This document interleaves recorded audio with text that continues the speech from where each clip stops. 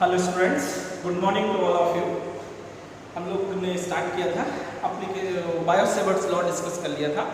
Bio Savart's law के applications देखते हैं आप, applications of Biot Savart's.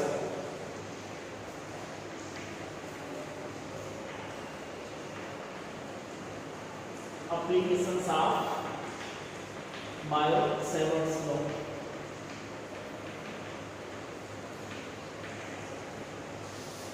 Applications of Biot Savart's law में फर्स्ट देखते हैं magnetic field due to current carrying straight part. Magnetic field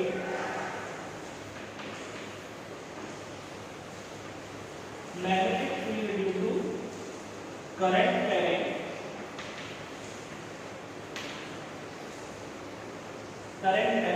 long straight part.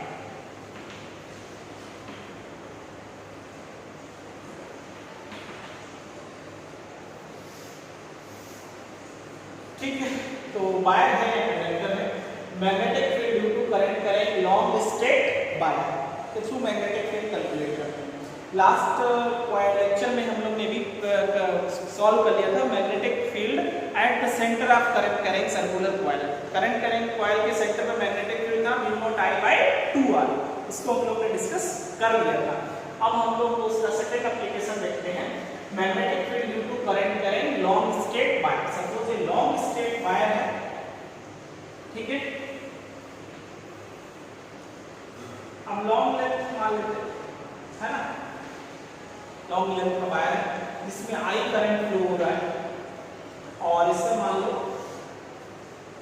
x distance पे कोई point P है। इस P पॉइंट पे आपको मैग्नेटिक फील्ड फाइंड करना है, ठीक है। तो करंट एक कंडक्टर है, हम छोटा सा एलिमेंट ले लेते हैं dl लेंथ का, इसमें भी करंट आई जा रहा है। इस एलिमेंट से मान लो ये यहाँ पे कितना एंगल बना रहा है, सपोज फाई एंगल फॉर्म है, कितना फाई, ठीक है। dl लेंथ का एलिमेंट है, ठीक है। और ये इसका जो अपर एंड है मान लेते हैं, अपर एंड जो है कितना एंगल फॉर्म कर रहा है, सपोज फाई 1। और इधर ये सेकेंड एंड जो इसका हम लोअर एंड ले लेते हैं, ये सपोज इसका कितना एंगल फॉर्म कर रहा है P पॉइंट पे, पूरा एंगल इसका एक्स एक्सिस से मान लेते हैं कितना है फाई 2, ठीक है। ऐसा हम लोग ठीक है। अब इस dl लेंथ की ये डिस्टेंस मान लो r मान लेते हैं, तो इस छोटे से एलिमेंट ये एंगल कितना ले लेते हैं, सपोज थीटा ले लेते हैं, ठीक है। तो इस छोटे से एलिमेंट जो dl लेंथ का एलिमेंट है, ठीक है, इस dl लेंथ स्मॉल एलिमेंट की वजह से कितना मैग्नेटिक फील्ड होगा इस पॉइंट पे, इस पे, है ना, यहाँ पे। तो magnetic field at P, magnetic field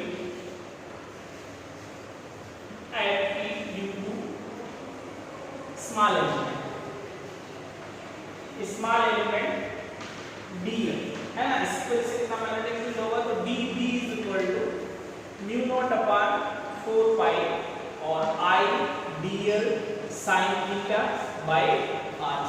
यही तो फॉर्मूला होता, ठीक है। I dl sin theta by r, ठीक है।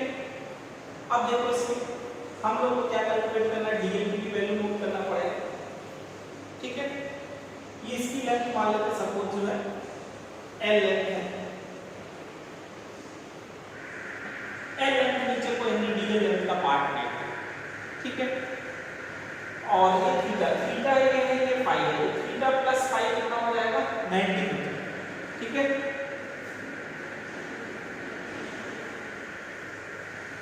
ये देखो this angle is 90 degree,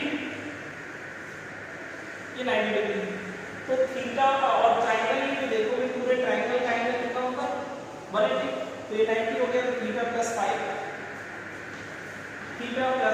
plus theta equal to 90 degree हो जाएगा।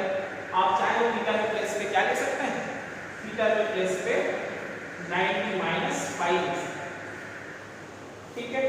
और भी आप वैल्यूज पुट कर सकते हो। अगर जो हम इसमें वैल्यू ले लें, इसकी tan थीटा लेंगे तो tan थीटा इक्वल टू क्या लिख सकते हैं, tan phi ले लें तो tan phi इक्वल टू क्या आ जाएगा, perpendicular, tan phi equal to perpendicular l by base हो जाएगा x, ठीक है। अब इसमें हम लोग l के प्लेस पे x tan phi लिख सकते हैं और dl इक्वल टू लिखें, मान लो dl बाई d phi बराबर तो x और tan phi को हम लोग क्या लिख सकते हैं, sec स्क्वायर phi और है ना, तो dl differentiate with respect to phi,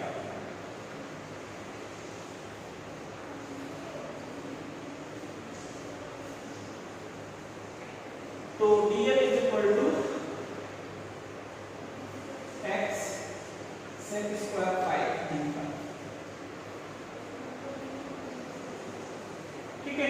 तो वैल्यू चलो dv is equal to mu naught upon 4 pi i dl के प्लेस पे x sec square phi d phi और ये sin को हम लोग क्या लिख सकते हैं बताओ, sin 90 माइनस phi और y अगर जो हम लोग इस r की वैल्यू निकालें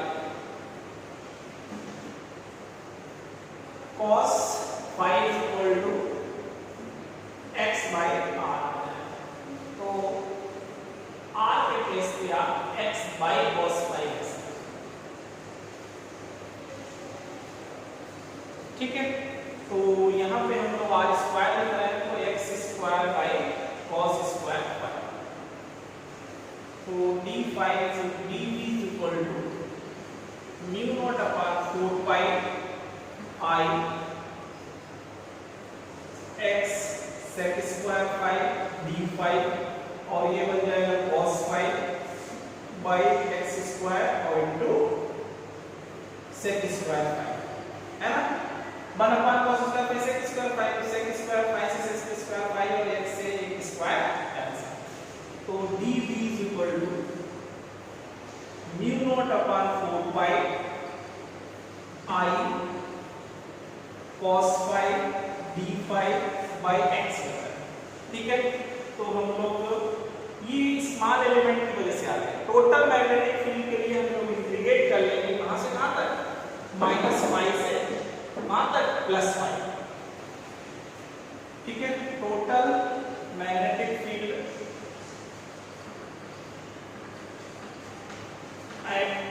तो टोटल मैग्नेटिक फील्ड के लिए इंटीग्रेशन ले लेंगे v is equal to integration, है ना, माइनस फाई 2 से प्लस फाई 2 फाई 1 और mu naught upon 4 pi i by x cos phi और d phi, तो जो कांस्टेंट है वो बाहर ले लो, v is equal to mu naught upon 4 pi i by x तो बाहर हो जाएगा, इंटीग्रेशन माइनस फाई 2 से फाई 1 इसका होगा cos phi d phi, ठीक है।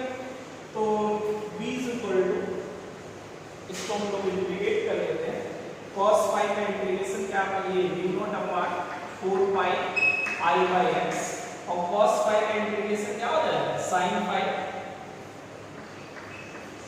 और लिमिट हो जाएगी माइनस फाई 2 से प्लस फाई, तो v is equal to mu naught upon 4 pi i by r i by x है ना, x है x और इसमें लिमिट लगा लेंगे अपर लिमिट, है ना, और minus lower limit minus phi,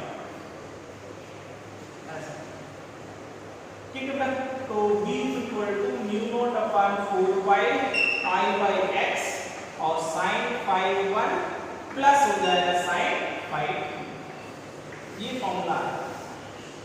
plus कैसे हुआ, क्योंकि आपको पता होना चाहिए sin माइनस थीटा जो है कहता होता है माइनस sin, ठीक है। sin माइनस थीटा क्या होता था, minus sin theta, sin minus theta sin fourth quadrant में कैसा होता था, नेगेटिव, sin किधर पॉजिटिव होता है, ठीक है, फर्स्ट में सेकंड में, है ना, फोर्थ में तो नेगेटिव होता है, तो ये आ जाएगा, ठीक ठीक है, तो ये फॉर्मूला हो गया mu naught upon 4 pi I by x sin phi 1 plus sin phi 2। ये जनरल फॉर्मूला है magnetic field due to current करें लॉन्ग स्ट्रेट वायर।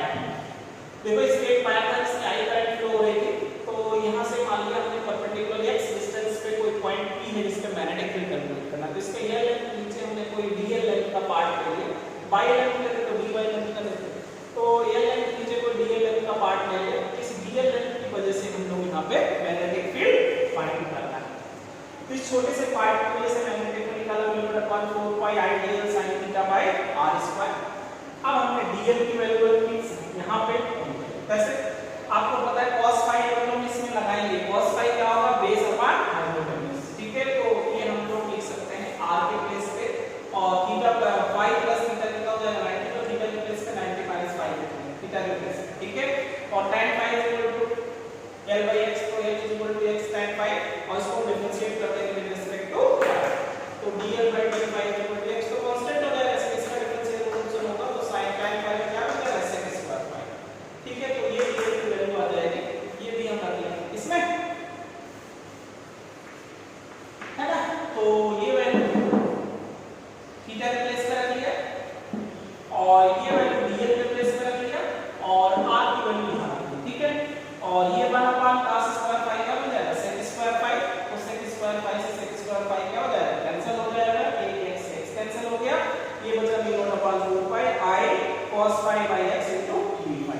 अब total magnetic field at p से इंटीग्रेट कर लेंगे माइनस phi से कहां तक, प्लस phi तक, ठीक है बेटा।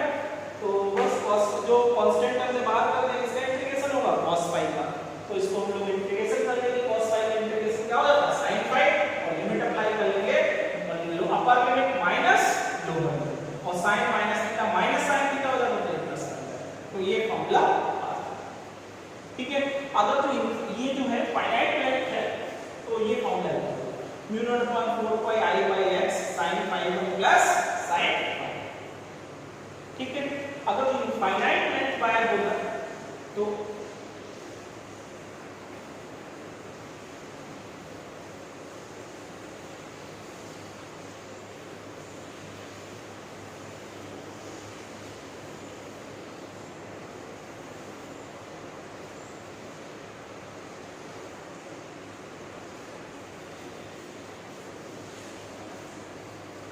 magnetic field for infinite length wire,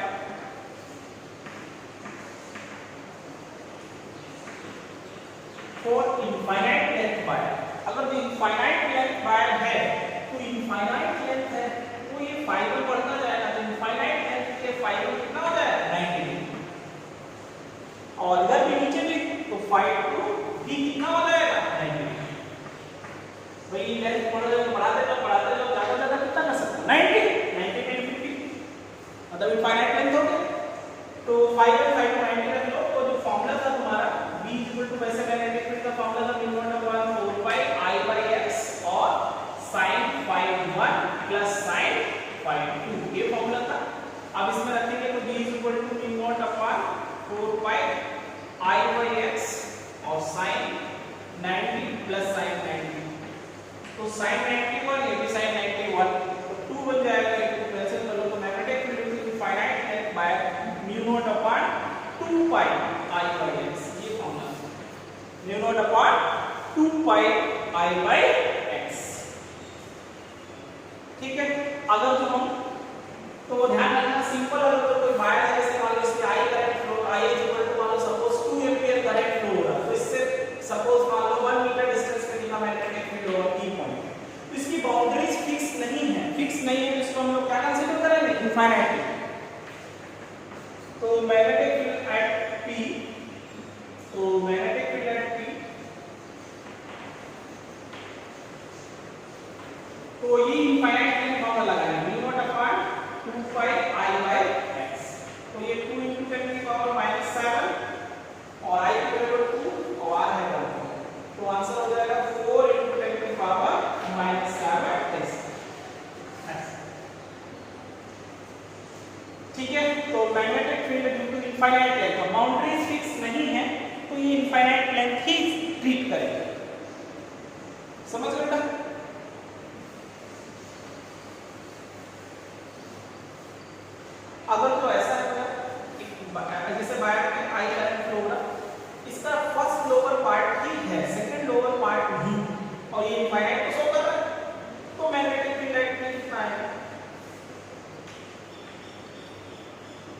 इसी के पॉइंट, तो मैग्नेटिक फील्ड राइट में आएगा म्यू नॉट अपॉन 4 पाई और पाई बाय x। इस केस में फाई 1 तो 90 होगा, लेकिन फाई 2 क्या है 0, नीचे कोई पार्ट नहीं, तो फाई 2 0 रखा होगा, साइन तो 0 हो जाएगा, 91 तो ये पूरा हाफ पार्ट। ठीक है, अब जैसे मान लो सपोज ये वायर है, ठीक है, और इसमें आई करंट फ्लो रहा है, इसी एक्सिस पे ही कोई पॉइंट P है, तो कितना मैग्नेटिक फील्ड होगा, मैग्नेटिक फील्ड एट P, तो मैग्नेटिक फील्ड एट P कितना आएगा 0।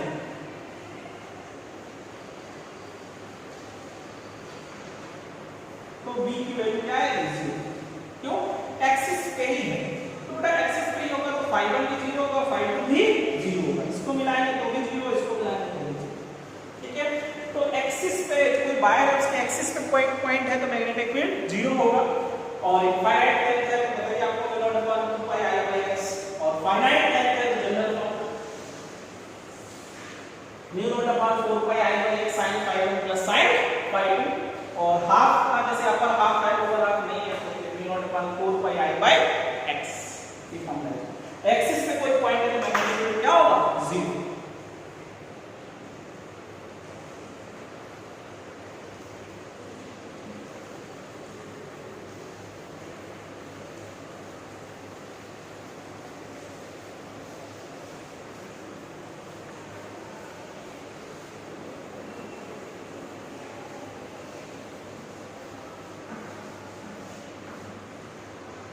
ठीक है बेटा, देखो सपोज मान लो एक एग्जांपल ले लेते हैं, एक रेक्टेंगल है,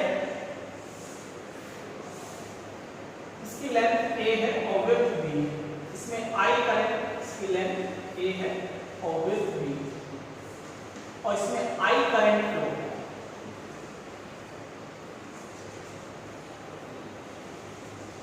तो इसके बाइसेक्टर सेंटर पे कितना मैग्नेटिक फील्ड होगा, डायगोनल के इंटरसेक्शन पॉइंट पे मैग्नेटिक फील्ड फाइंड करना है। ठीक है, तो पहले देखो यहां से इस वायर की वजह से, इस सेगमेंट की वजह से निकालें तो कितना मैग्नेटिक फील्ड आएगा, तो इसकी तो बाउंड्रीज फिक्स है ना, यहां से आता है, ये फाइनाइट लेंथ वाला फॉर्मूला अप्लाई है। Magnetic field at O due to AB point BC, magnetic field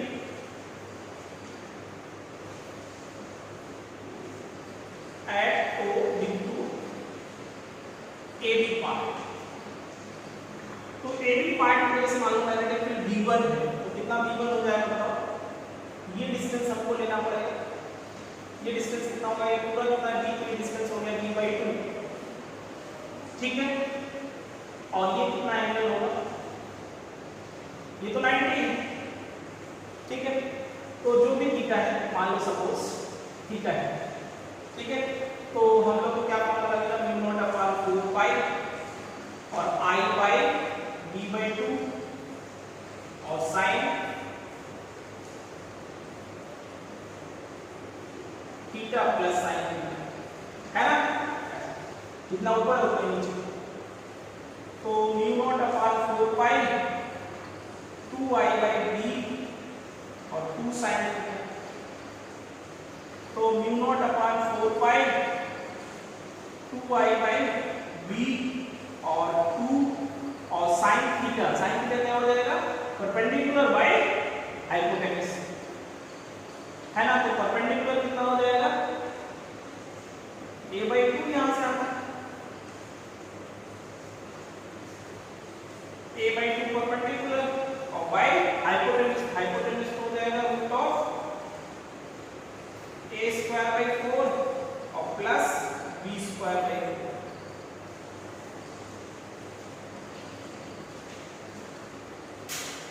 ठीक है, तो B1 इक्वल टू आपके पास आ जाएगा म्यू नॉट अपॉन 4 पाई 2I बाय B, और इधर तो 4 एलसीएम हो जाएगा, 2 बाहर आ जाएगा, ऊपर वाले 2 से कैंसिल, तो A by root of A² plus B।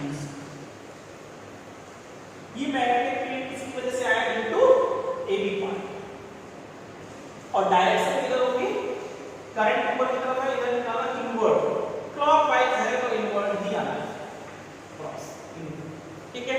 वैसे हम निकाले मैग्नेटिक फील्ड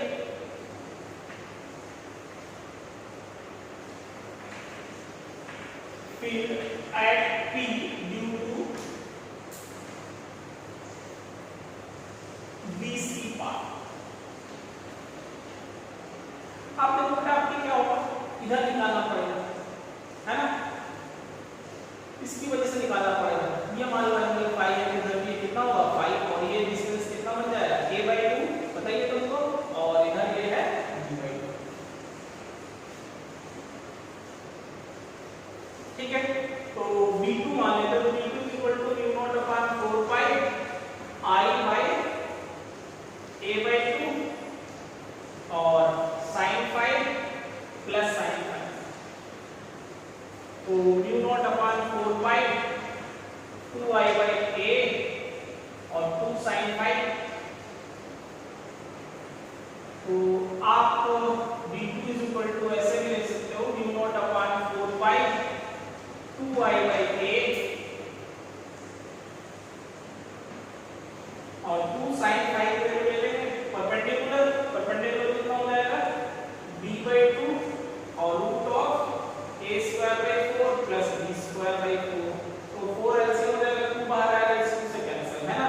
तो v2 बन जाएगा म्यू नॉट अपॉन 4 पाई 2i/a और b अपॉन है ना 2 का 4 हो जाएगा। एक 2 इस वाले 2 से वाले 2 कैंसिल, ये 2 बचेगा, इधर भी कितना है 4 है ना। वैसे इधर भी कितना हो जाएगा 4b/रूट ऑफ a² प्लस b² है ना। तो आप इसको लिख सकते हो v2 म्यू नॉट अपॉन 4 पाई 4i/a और b/रूट of a² plus b²।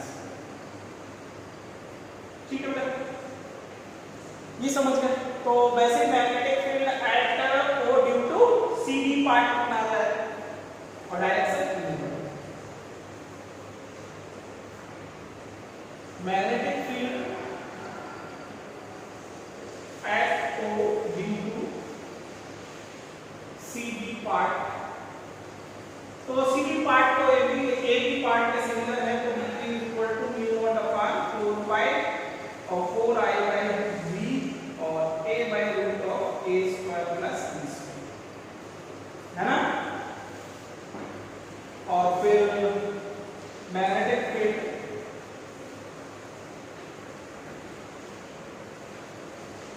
Eight O due to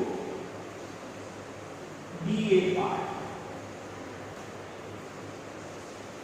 B4 similar to this, तो वो भी आ जाएगा म्यू नॉट अपॉन 4 पाई और 4i/a और b/रूट ऑफ a² प्लस b² है ना। अब नेट मैग्नेटिक फील्ड एट ओ को चारों को क्या करना पड़ेगा ऐड करना पड़ेगा। नेट मैग्नेटिक फील्ड एट ओ, तो v इक्वल टू क्या बन जाएगा v1 plus v2 plus v3 plus v4, सभी कीवर्ड है इसके से ऐड करें है ना। तो ऐड करेंगे तो v इक्वल टू है ना, दो सिमिलर है तो आप इसको लिख सकते हो म्यू नॉट अपॉन 4 पाई 8i/b और a/रूट ऑफ a² प्लस b² और प्लस म्यू नॉट अपॉन 4 पाई 8i/a और b/रूट ऑफ a² प्लस b²। ठीक है बेटा, अब इन लोगों में क्या कॉमन है, mu naught upon 4 pi common है, 8i कॉमन हो गया है ना। अब तो इधर क्या बचेगा a/b और रूट ऑफ अच्छा a² प्लस b² कॉमन होगा, root of a² plus b²। अब इधर बचा a/b और प्लस इधर बच गया b/a। ठीक है, तो v equal to mu naught upon 4 pi 8i/ root of a² plus b², इधर बन जाएगा a² प्लस b² एलसीएम हो जाएगा ab है ना। तो ये आंसर बन जाएगा v equal to mu naught upon 4 pi और 8i root of a² plus b² by ab और क्लॉकवाइज था डायरेक्शन किधर होगी। ठीक है बेटा, अगर तो स्क्वायर रूट होता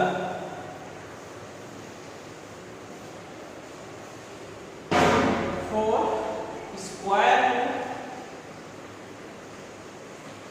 स्क्वायर रूट होता तो a इक्वल टू b बन जाता। ठीक है, तो आप b equal to a mu naught upon 4 pi 8i ये बराबर a² तो रूट 2 a बाई a² a के कैंसिल है ना। तो आंसर बन जाता और इसको चाहो तो ये बना लेते हो म्यू नॉट अपॉन 4 पाई और 8√2I/8, और इसको भी 8 को काटना है तो काटना है ना। तो आप इसको ऐसे भी लिख सकते हो क्या, mu naught upon mu naught 2√2I/5 है ना। और क्लॉकवाइज है इसलिए इनवर्ड होगा, एंटी क्लॉकवाइज होता तो आउटवर्ड। ठीक है, तो कैसे इस फॉर्मूले को यूज करेंगे ये भी आपको ध्यान रखना है। ठीक है, चलिए आज के लिए magnetic field due to current current state by, और इसका प्रूफ हम लोग अभी नेक्स्ट जो है पढ़ेंगे एम्पियर सर्किटल लॉ, और एम्पियर सर्किटल लॉ से इसका प्रूफ जो है 3 स्टेप में कंप्लीट हो जाएगा, 2 स्टेप में कह सकते हैं, वेरी इजी होगा, और उसी से बोर्ड में सॉल्व भी करना होगा। बोर्ड में पूछेगा तो इसके through magnetic field due to current करेंगे state by Ampere circuital law, साफ साफ लिखता है कि किससे प्रूफ करना है, एम्पियर सर्किटल लॉ से, 2 लाइन में सॉल्व होता है। ठीक है, काफी इजी है। ठीक है, लेकिन कंपटीशन में कभी कोई ऐसा न्यूमेरिकल आ गया तो हमने बताया, तो फिर तो इससे यूज होता है, एक जनरल फॉर्मूला हम लोग ने डिराइव किया आज। ठीक है, तो उसको भी ध्यान रखना।